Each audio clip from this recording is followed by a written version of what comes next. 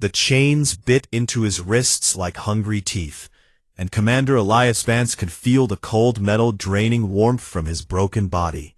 But he did not cry out, and he did not beg, because he had learned long ago that pain was just another language, and he had become fluent in it. The cell around him stretched vast and dark, carved from something that looked like black glass, but felt alive under his bleeding fingers. The Vethrani built everything to remind prisoners of their smallness, and Elias had to admit they were good at it. He had been here for 3 days now, or maybe 4. Time moved strangely when they kept the lights off and only visited to hurt him. The door slid open without sound, and light poured in like liquid silver, forcing him to squint against the sudden brightness. And then she entered, and Elias understood why his captors had been so afraid to speak her name. High Matriarch Salith stood 8 feet tall, her body a sculpture of angles and grace that no human artist could have imagined. Her skin shimmered like mother of pearl, shifting between blue and violet with each movement, and her eyes, 4 of them, arranged in a diamond pattern across her elegant face, glowed with an inner light that spoke of power beyond measurement. She was beautiful in the way that storms were beautiful, in the way that extinction events were beautiful. She was the kind of beautiful that made lesser beings forget how to breathe. Behind her came 2 guards, but they seemed almost decorative. Everyone in the galaxy knew that a high matriarch needed no protection, for the Vethrani had evolved past physical combat 10,000 years ago, and their minds had become weapons that could shatter planets. Salith studied him the way a scientist might study a new species of insect, curious but fundamentally unimpressed. "So this is what the humans send against us," she said, and her voice rang inside his skull as much as his ears. She was already inside his mind, he realized, already sifting through his surface thoughts like someone flipping through a boring book. A commander of their fleet, and yet so small, so fragile, so ordinary. Elias said nothing. He had learned that lesson too. She circled him slowly, her flowing robes trailing across the floor like mist. He could feel her psychic presence pressing against his consciousness, searching for cracks, looking for the fear she expected to find. "Your species has been in the stars for barely 3 centuries, she continued, "and already you think yourselves worthy of standing beside the elder races. The Vethrani ruled 1,000 worlds before your ancestors climbed down from the trees, and we will rule 1,000 more after your kind has turned to dust." She stopped in front of him and tilted her head, those 4 luminous eyes narrowing with something like confusion. "Strange," she murmured. "Your mind is so loud, thinking in so many directions at once. It is like trying to read a river. I can see the water moving, but I cannot hold it still." Elias let himself smile, just a little. It hurt his split lip, but the pain was worth the look of irritation that flickered across her perfect features. "Most species have orderly minds," Salith said, more to herself than to him. "They think one thought, then another, like pearls on a string. But you humans, you think a dozen things at once, all tangled together like vines. It is inefficient, it is messy, it is unpredictable," Elias finished for her, and his voice came out rough and broken, but the word landed exactly where he wanted it. Salith's eyes flashed with annoyance. Prisoners did not interrupt the High Matriarch, and prisoners certainly did not presume to finish her sentences. She raised one slender hand, and Elias felt invisible fingers wrap around his throat. Not physical, nothing he could fight against, just pure psychic force, squeezing the air from his lungs. "You should be careful, little human," she whispered, and now her voice was ice. "I have broken minds far stronger than yours. I have made kings beg for death and watched empires crumble because I willed it so. You are nothing to me, less than nothing, a curiosity to be examined and discarded." She released him, and he gasped for breath, but he did not let his eyes drop from hers. That seemed to intrigue her. "Tell me why your people sent a diplomatic convoy into Vethrani space," she commanded, and he felt the question dig into his brain like hooks, searching for the answer whether he wanted to give it or not. But Elias had trained for this. The human military had known for decades that they might face psychic species, and they had developed techniques, mental exercises, ways of hiding truth beneath layers of noise. He thought about breakfast.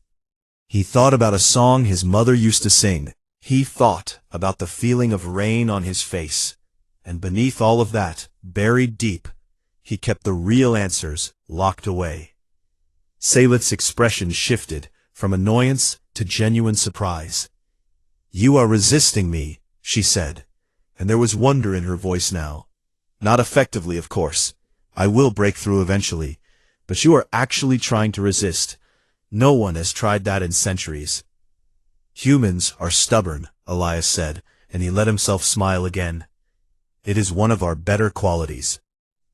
"You have no better qualities," Salith replied, but there was less certainty in her words than before. "I have studied your species. You have no natural weapons, no armor, no venom, no psychic abilities. You cannot regenerate lost limbs, or survive in vacuum, or see in the dark. You are soft and slow, and you break so easily." She leaned closer, and her breath smelled like flowers and electricity. "You are just a man," she murmured, and her voice dripped with pity and contempt. "Just flesh and bone and a brain that thinks too loudly. There is nothing special about you, nothing that should concern the Vethrani Dominion, nothing that could possibly threaten an empire that has stood for 100,000 years." Elias looked up at her, this ancient being of terrible power, this goddess of a species that had conquered 200 worlds, and he thought about his grandfather, who had survived a war that killed millions, and he thought about his great-grandmother, who had walked across a desert with nothing but hope and spite, and he thought about every human who had ever been told they could not win, and had won anyway. He smiled, and this time the smile reached his eyes. "That is why you should be afraid," he said. Salith laughed, and it was the sound of wind chimes in a hurricane, beautiful and cold and utterly dismissive. She turned away from him and glided toward the door, already bored with this broken prisoner who spoke nonsense. "Break him," she said to the guards without looking back. "Take everything he knows, and when you are finished, dispose of what remains." The door closed behind her, and darkness swallowed the cell once more. The guards moved toward Elias with instruments that gleamed with cruel purpose, and he knew that the next few days would bring pain beyond anything he had experienced before. But as they began their work, as the first screams tore from his throat, Elias held on to one thought and wrapped it in all the noise of his loud human mind, where no Vethrani could find it. She had laughed at him. She had dismissed him. And that was exactly what he needed her to do. Kethra had broken 1,000 minds in her 2 centuries of service to the Dominion, and she had never once failed to extract what she was sent to find. She was young by Vethrani standards, barely past her 1st century, but her talent for mental extraction had earned her a place among the elite interrogators of the High Matriarch's personal staff. This human should have been easy. He was already wounded, already exhausted, already pushed to the edge of what his fragile body could endure. His mind should have opened like a flower before her, spilling its secrets without resistance. Instead, she found herself lost in a storm. "Again," she whispered to herself, pressing deeper into the human's consciousness. She could feel him screaming somewhere far away, his physical body convulsing against the restraints, but his mind was something else entirely. It was not that he was strong. Kethra had faced psychic barriers built by master telepaths, walls of pure will that took days to crack. This human had nothing like that. His thoughts lay open before her, unshielded and exposed. The problem was that there were too many of them. She pushed through the surface layers, pain, exhaustion, a fierce determination that burned like fire, and found herself tumbling into memory. And the memories of humans were nothing like the memories of her own kind. The Vethrani remembered in clean images, perfect recordings of events past that could be examined and analyzed with precision. But human memories were tangled with emotion, soaked in feeling, connected to each other in webs of association that made no logical sense.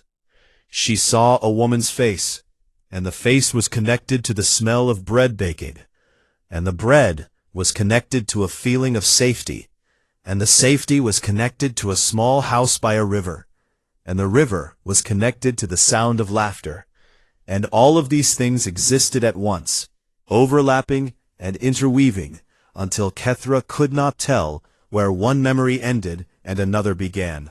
She pushed deeper, searching for military secrets, fleet positions, the reason for the diplomatic mission, and she found something else instead. She found history. Not the human's personal history, but the history of his entire species, passed down through stories and books and images that had been burned into his mind since childhood. And what she saw there made her pull back in horror. War. Endless, senseless war. Humans killing humans in numbers that defied comprehension. She saw fields of bodies and cities in flames. She saw weapons that could crack the earth itself, and poisons that melted flesh from bone. She saw horrors that the Vethrani had never imagined, because the Vethrani had never needed to imagine them. And then, and this was the part that made Kethra's 4 hearts beat faster with something she did not recognize, she saw what came after. She saw humans building memorials to their dead, carving names into stone, so that they would never be forgotten. She saw museums dedicated to preserving the memory of atrocities, not to celebrate them, but to ensure they were never repeated. She saw humans weeping over the sins of their ancestors, taking responsibility for crimes committed generations before they were born. She saw the words, "Never again," spoken with such fierce conviction. And then she saw those same humans breaking that promise, falling back into violence, killing and dying in new wars for new reasons. And then she saw them building new memorials, making new promises, trying once more to be better than they had been. It was a cycle of horror and hope, destruction and rebuilding, that seemed to have no end. And the strangest part, the part that Kethra could not understand, was that the humans knew this about themselves. They remembered everything. They chose to remember their own atrocities, to teach them to their children, to carry the weight of their bloody history on their shoulders. And still they kept going. Still they reached for the stars. Still they dared to hope that the next generation might do better. Kethra withdrew from the human's mind with a gasp, her body trembling, her psychic senses reeling from what she had witnessed. The human, Elias, she knew his name now, had felt it burning at the center of his identity, slumped in his restraints, barely conscious, blood dripping from his nose and ears. But even in his broken state, she could see his eyes tracking her, watching, waiting. "What are you?" she whispered, and she was not even sure she was speaking aloud, or simply projecting the thought into the space between them. He smiled, and it was a terrible smile, the smile of something that had learned to laugh at its own pain. "Just a man," he said, and his voice was barely a croak. "Just like all the others." Kethra fled the cell. She did not walk. She did not maintain the calm dignity expected of a Vethrani interrogator. She ran, and she did not stop until she reached her private quarters, where she collapsed against the wall and tried to make sense of what she had seen. Hours later, she stood before High Matriarch Salith, and she did not know how to explain. "You have not completed the extraction," Salith observed, her tone cold. "Explain yourself." Kethra struggled to find words. How could she describe it? This species that had invented 1,000 ways to kill itself, and yet refused to die. This species that remembered every horror, every shame, every failure, and used those memories as fuel to keep moving forward. "They remember everything," she finally said, and her voice shook in a way that made Salith's eyes narrow with concern. "They keep records of their own atrocities. They build monuments to their mistakes. They tell their children stories of the worst things their ancestors did, not to glorify them, but to warn against repeating them." "That is foolish," Salith said. "Why carry such weight when they could simply forget?" "I do not know," Kethra admitted.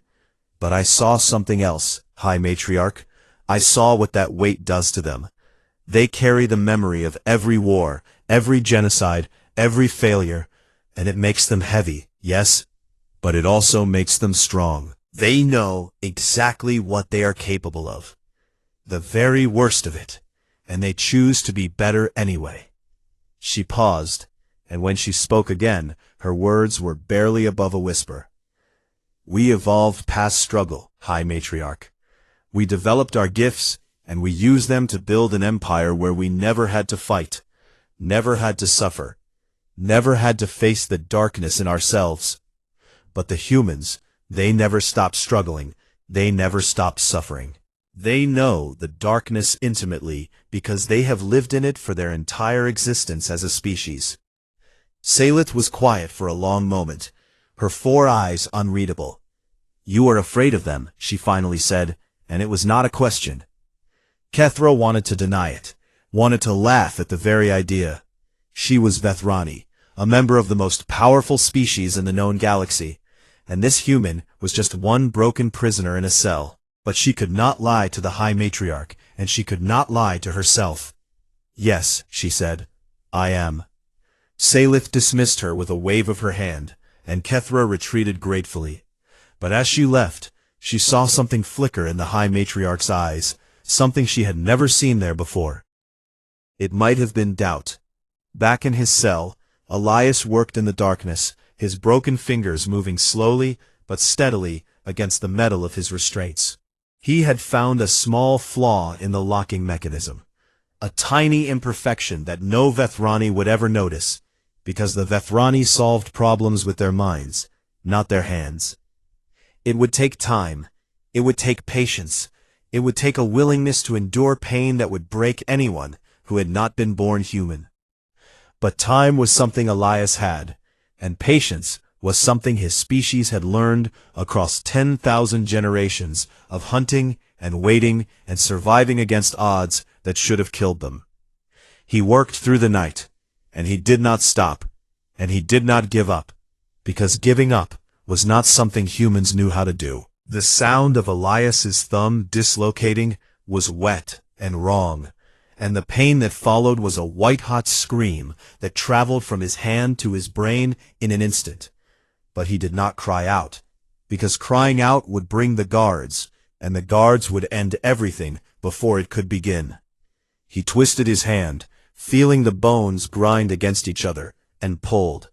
The restraint that had held him for 6 days slid free, scraping skin as it went, and then his right hand was loose, and that was all he needed. Working quickly now, ignoring the fire in his broken thumb, he freed his left hand and then his ankles. The Vethrani had not bothered with complex locks, because they did not expect their prisoners to escape through physical means. Why would anyone do that when they could not overpower the psychic guards anyway? They did not understand that humans had been escaping from traps since before they learned to speak. That the first tool a human ever made was probably something used to pry open jaws or slip free from vines. Escape was written into human DNA, and no amount of alien technology could erase it. Elias crept to the cell door and pressed his ear against it. He could hear nothing, but that meant little on a Vethrani ship, where communication happened through thought, and footsteps were muffled by anti-gravity systems. He had watched the guards for 6 days. He had counted their steps, memorized their patrol patterns, noted when they changed shifts, and how long they took to respond to alerts. It was information gathered through pain and patience, bought with blood and broken bones. And now it was time to spend it. The door controls were psychic locked, designed to respond only to Vethrani minds. But Elias had noticed something during his interrogations. When Kethra entered his cell, there was always a tiny delay, a fraction of a second when the lock was transitioning from closed to open.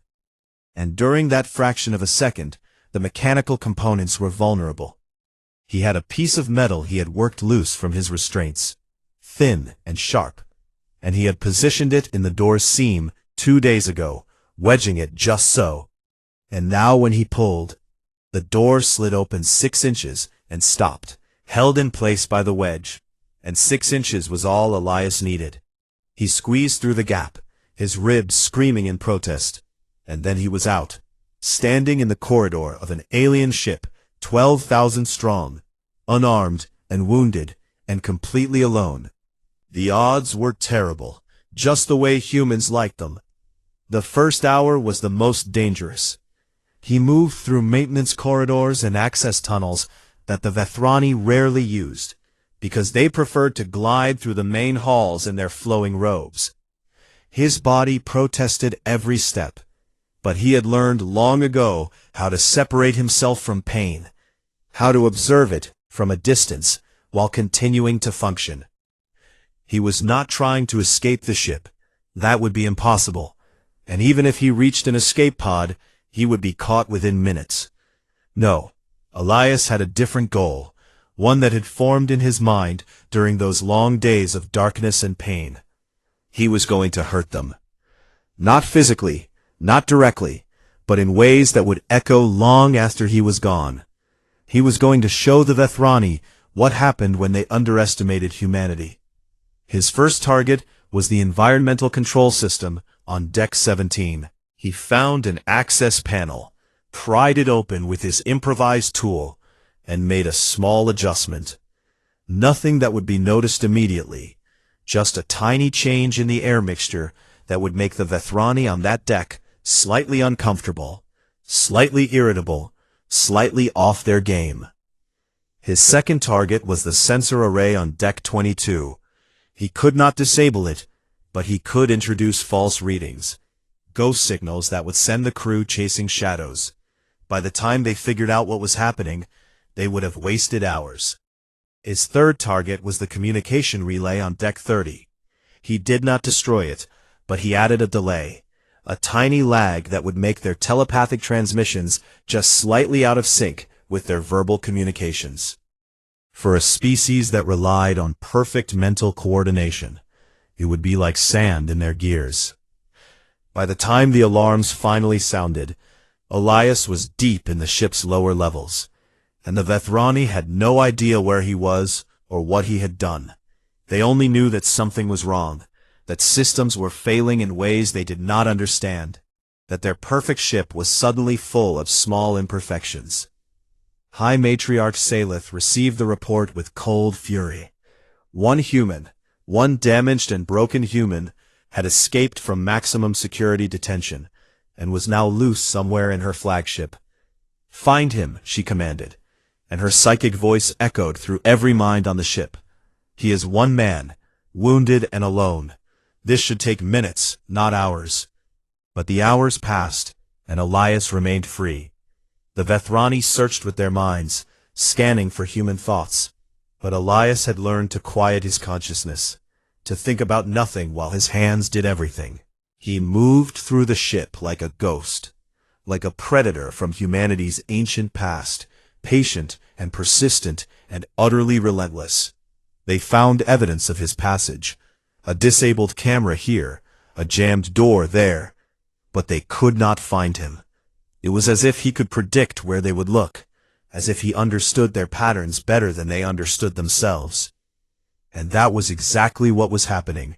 Elias had spent 6 days watching, learning, memorizing, and now he used that knowledge against them. The Vethrani thought in straight lines, in logical progressions, in patterns that could be predicted by anyone who paid attention. Humans had hunted prey across the plains of Earth for 100,000 years. They had learned to read tracks and predict movements, to think like their targets, to outrun animals that were faster by simply refusing to stop. Persistence hunting, the scientists called it, the strategy of outlasting rather than overpowering. Elias was not trying to fight the Vethrani, he was trying to exhaust them. Every hour he remained free, more crew were pulled from their duties to search for him. Every system he sabotaged required technicians to repair it. Every false alarm he triggered burned time and energy and attention. He was a single stone in their machinery, a grain of sand in their eye, and they could not remove him, no matter how hard they tried. Salith stood on her command deck, her 4 eyes fixed on the holographic display that showed her ship riddled with small failures, and for the first time in her long life, she felt something she did not recognize. It took her several moments to identify the emotion, because it had been so many centuries since she had experienced it. It was frustration.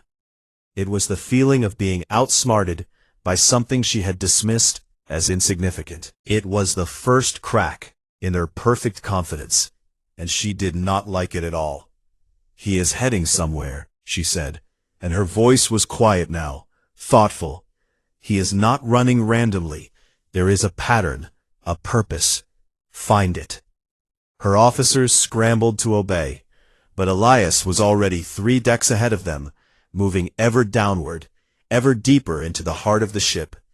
He knew where he was going, had known since the moment he slipped free from his cell. The reactor core, the communications array, the nerve center of the entire Eastern Fleet. He was not going to escape. He had never planned to escape. He was going to make sure that even if he died here, the Vethrani would remember what one human could do. The reactor core of the eternal supremacy hummed with power that could light 1,000 cities, and Elias stood before it with blood running down his face and a smile that had nothing to do with happiness. He had made it, against all odds, against 12,000 Vethrani, against a species that had conquered 200 worlds. One broken human had reached the heart of their mightiest warship. But he was not here to destroy it. Destruction was easy, and Elias had something much more valuable in mind. His fingers moved across the communication console he had pried open, entering codes he had memorized during his interrogation sessions. The Vethrani had tried to take his memories, but in doing so, they had shown him glimpses of their own, and Elias had a gift for patterns, for details, for the small things that others overlooked. The console flickered to life, and Elias began to transmit. Everything he had learned about Vethrani psionics, their ranges and limitations. Everything he had observed about their fleet formations and command structures. Everything he had discovered about their weaknesses, their arrogance, their dependence on abilities that had made them forget how to struggle, their inability to adapt to threats that did not fit their expectations. The data packet flew outward at the speed of light, aimed at the human frontier, and Elias knew that even if he died in the next 5 minutes, he had already won. The door behind him exploded inward, not with fire, but with pure psychic force, and Salith stepped through the wreckage like a goddess descending from heaven. Her 4 eyes blazed with fury, and the air around her crackled with power that made Elias's skin burn. "You dare," she hissed, and her voice was inside his head, outside his head, everywhere at once.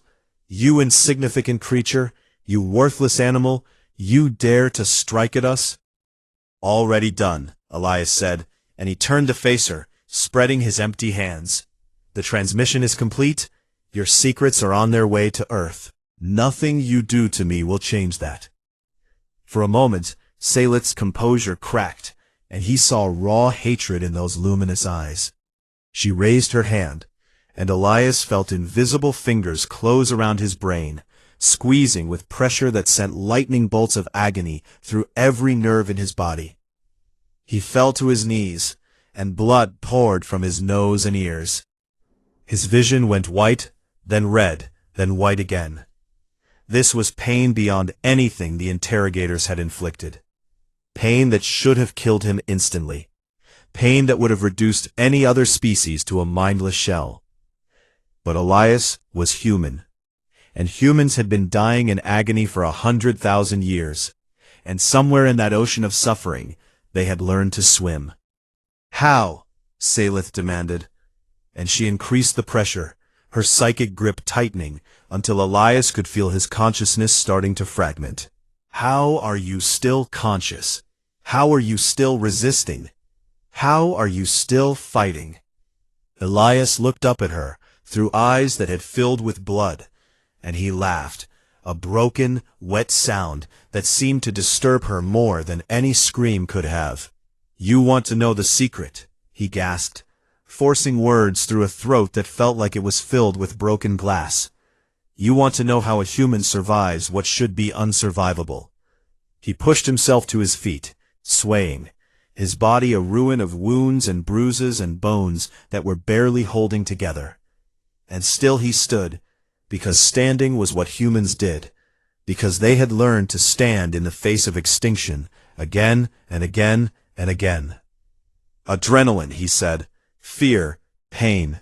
When humans are scared enough, when we hurt enough, we stop thinking and start surviving. Your powers need a mind to grab, a consciousness to crush. But right now, I am not thinking. Right now, I am just instinct and spite. Salith screamed, not with her voice but with her mind, a psychic shriek that shattered consoles and cracked walls, and she hurled everything she had at him. 10,000 years of evolved power concentrated into a single devastating strike. Elias fell, he could not help it. His body simply stopped working, his legs giving out, his arms going limp. But even as he crashed to the floor, even as the darkness closed in around him, he saw something that made the pain worthwhile. He saw fear in her eyes. Real fear. The kind she had not felt in centuries. The kind that came from facing something she did not understand and could not control. And that fear made her do something stupid. She came closer. Salith strode toward his broken body, her robes flowing behind her, her power crackling in the air. She wanted to finish this personally, wanted to crush this insolent human with her own hands, wanted to feel his life drain away under her touch. But the Vethrani had not fought physically in 10,000 years. Their bodies were beautiful, elegant, perfectly evolved for a life of mental dominance, and utterly unprepared for a species that had been killing with its hands since before it learned to speak. Elias moved. It was not fast by human standards, and it was certainly not graceful. It was the desperate lunge of a dying animal, driven by millions of years of survival instinct.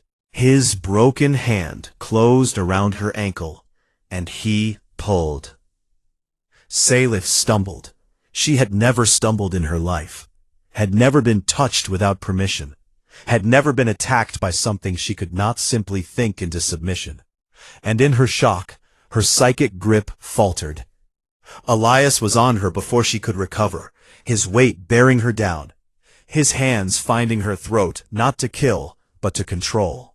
She tried to blast him with her mind, but he was too close now, too entangled, and her power could not distinguish between his thoughts and her own. You evolved past struggle, he growled, his face inches from hers, blood dripping from his lips onto her perfect skin. You became so powerful that you forgot what it meant to fight, what it meant to suffer, what it meant to face something that would not give up, no matter how much you hurt it. She tried to throw him off, but her body was weak from generations of disuse, and his body, broken as it was, had been hardened by a lifetime of training and a species-wide history of violence. We never forgot, he continued, and his grip tightened. We remember every war, every plague, every genocide. We remember what we are capable of at our worst, and we carry that knowledge with us everywhere we go.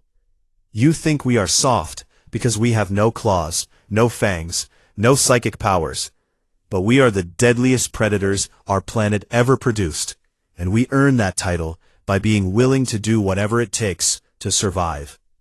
Salith's eyes were wide now.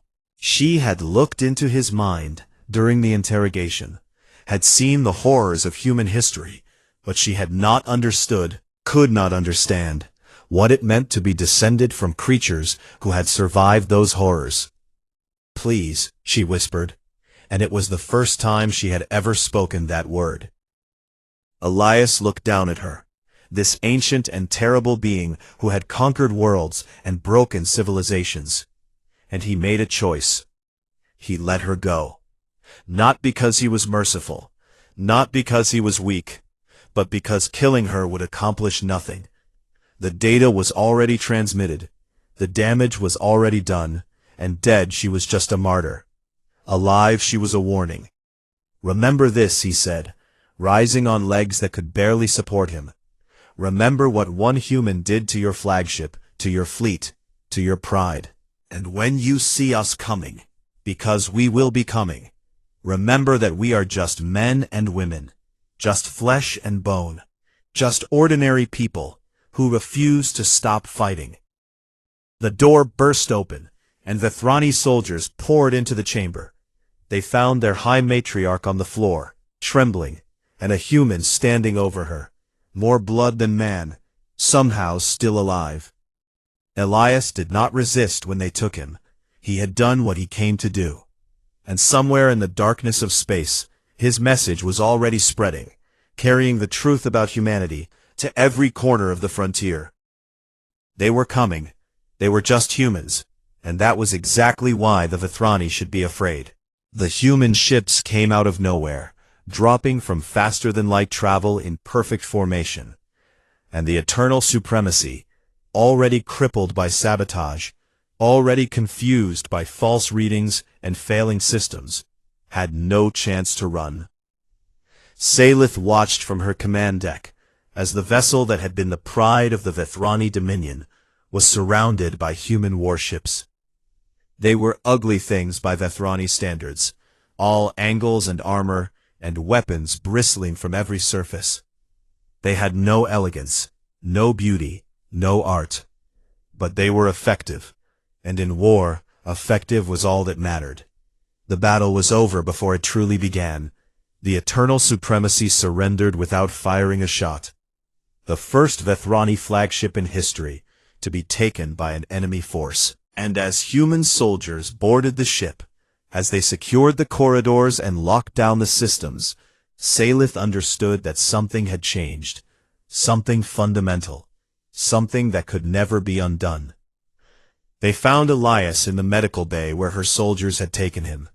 He was alive barely, his body sustained by machines that the Vethrani had used to keep him breathing, so they could continue to punish him for what he had done. The human medics took over his care, and Salith was led away in restraints that felt strange against her wrists. She had never been restrained before, had never been touched without consent, had never been treated as anything less than a goddess. Now she was a prisoner, and she had no idea what came next. The months that followed were a blur of interrogations and negotiations, of treaties signed and boundaries redrawn. The data Elias had transmitted had done its work, spreading through human command like wildfire, giving them everything they needed to understand and counter Vethrani tactics. The Dominion's advance stopped, then it reversed, then it collapsed entirely, world after world, falling not to human weapons, but to human persistence, to their relentless refusal to accept defeat, no matter how many times they were pushed back. Salith watched it all from her cell, and slowly, painfully, she began to understand what she had failed to see before. The Vethrani had become dependent on their gifts. They had used their psychic powers to solve every problem, overcome every obstacle, defeat every enemy. And in doing so, they had lost something vital, something that the humans had never lost. They had forgotten how to struggle. When their psionics failed to work, they did not know what to do. When their predictions proved wrong, they could not adapt. When they faced an enemy that did not fight the way they expected, they simply fell apart. But the humans had never stopped struggling. They had clawed their way up from nothing, fighting against their own planet, their own nature, their own history. Every advantage they had was earned through blood and sacrifice and countless generations of refusing to give up. It was not a fair fight.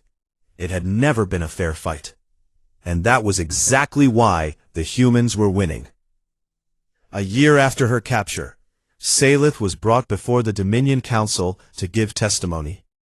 She stood in the great chamber where she had once commanded fleets and decided the fate of worlds, and she told them the truth. "They are not stronger than us," she said, and her voice echoed through the vast space where 1,000 Vethrani leaders had gathered to hear her words. "They are not faster, or smarter, or more powerful. They have no gifts, no abilities, no advantages that we do not possess 100-fold. She paused, and when she spoke again, her voice was heavy with something that might have been respect. "But they have will, they have spite, they have a stubbornness that defies all logic and reason. They will crawl through fire and laugh while they burn, because somewhere deep in their chaotic minds, they have convinced themselves that they can win. And because they believe it, because they refuse to accept any other outcome, they do."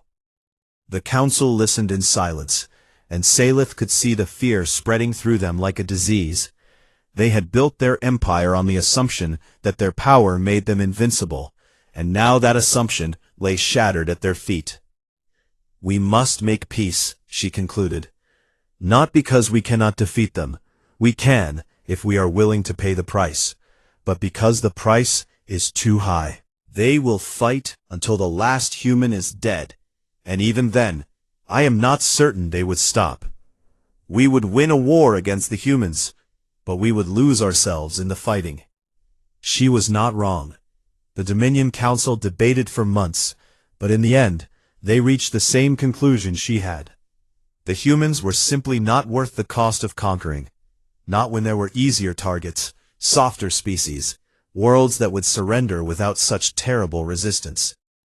The treaty was signed on a neutral station, and Salith was there as one of the Vethrani representatives.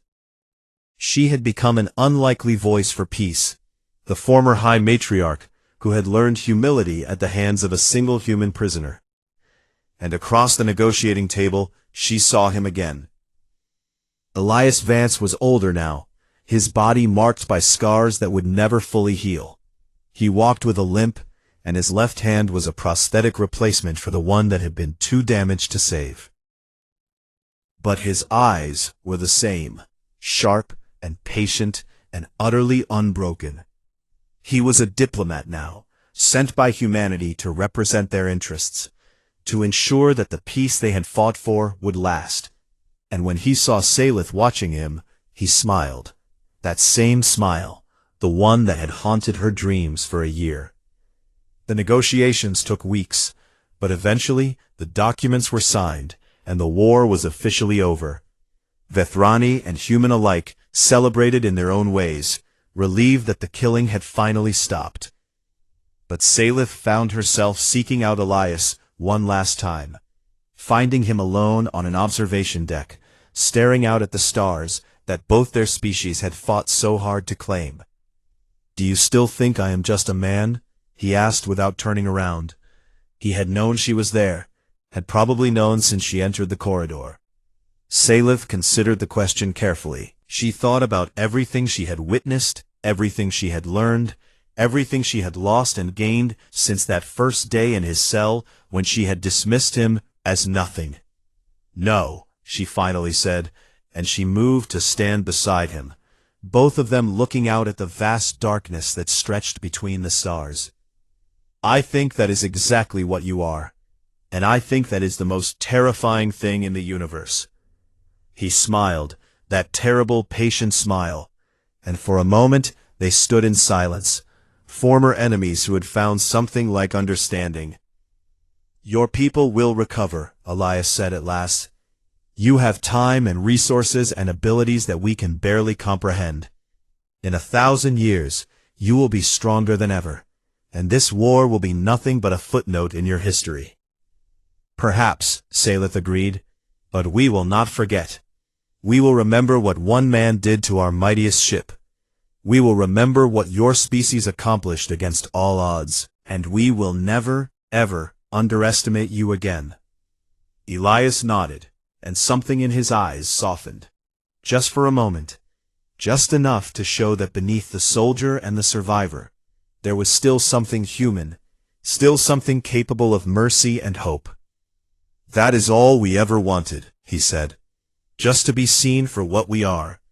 Not gods, not monsters, not conquerors. Just people doing our best to survive in a universe that seems determined to kill us.